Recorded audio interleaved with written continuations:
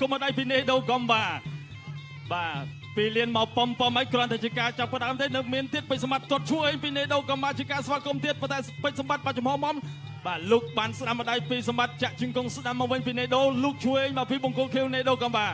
ជួបគ្នាលើកដំបូងហៅថាជើងទី1បាទជើងទី1បាទគឺលក្ខណៈកង់ធំឥឡូវជួបគ្នាលើកទី2ក៏ជាការប្រកួតថាជើងទី2ទាត់ឆ្វេងពីនេះដូសងឆ្វេងស្ដាំមកវិញដូចគ្នាពីក្របីព្រៃពេជ្រសម្បត្តិតាំងចំហដៃចូលឆ្វេងតាមស្ដាំអូយពីដៃពីពេជ្រសម្បត្តិបាទប៉ុន្តែដៃស្ដាំប្រឆាក់ចាក់ជង្គង់ស្ដាំសងមកវិញពីពេជ្រសម្បត្តិបាទក្រាញទាញបាទធ្វើអីមិនចេញបាទលោកកញ្ញាកណ្ដាលក៏ចាំញែកបាទតាំងគុំដៃចូលវាយពុតទៅពីសម្បត្តិចាក់ជង្គង់ស្ដាំមកវិញពីណេដូជង្គង់ស្ដាំពីណេដូប៉ុន្តែកាច់ដួលជង្គង់ស្ដាំអត់ដល់ទេសម្បត្តិដឹងមុនដឹងថាទាញចាក់ជង្គង់ឥឡូវទាត់ឆ្វេងពីណេដូទាត់ស្ដាំសងមកវិញដូចគ្នាបាទពីពេជ្រសម្បត្តិ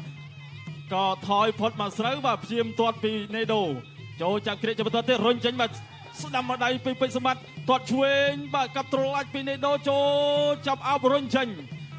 ក៏ឆ្វេងមកដៃពីណេដូថែមស្ដាំប៉ុន្តែសងស្ដាំមកវិញពីពេជ្រសម្បត្តិរុញផ្ទប់នឹងសងវៀនកាច់មូលហើយក៏បន្តការប្រកួតតូដៃស្ដាំពុតទៅពីសម្បត្តិសងមួយចឹងស្ដាំពីណេដូលុកមួយដៃស្ដាំដល់ត្រង់ពីពេជ្រសម្បត្តិរុញផ្ទប់នឹងសងវៀនបង្គោលក្រោមចាក់ជង្គង់ស្ដាំពីណេដូចាក់ជង្គង់ឆ្វេងមកវិញដូចគ្នាពីពេជ្រសម្បត្តិជង្គង់ស្ដាំពីពេជ្រសម្បត្តិលោកគ្រូក៏ធ្វើការបំបាយបាទចាប់អ្នក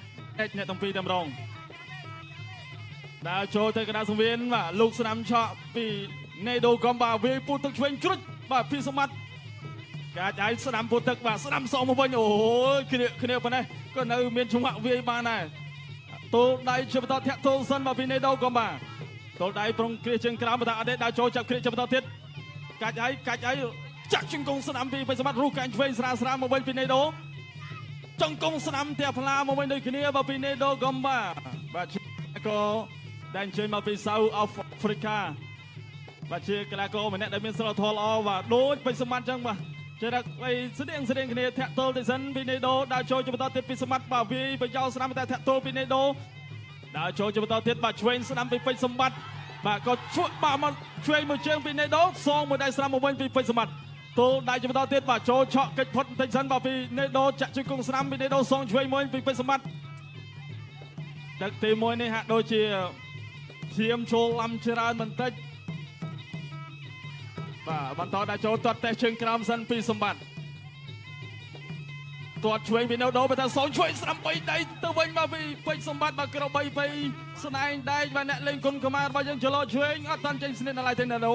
ស្ដាំឆក់ម្ដាយពីណេដូចូលចាក់គ្រាចាក់ជង្គង់ឆ្វេងពីសម្បត្តិសងមកវិញតែប៉ែនកាច់ឲ្យដួលតែម្ដងមកពីពេជ្រ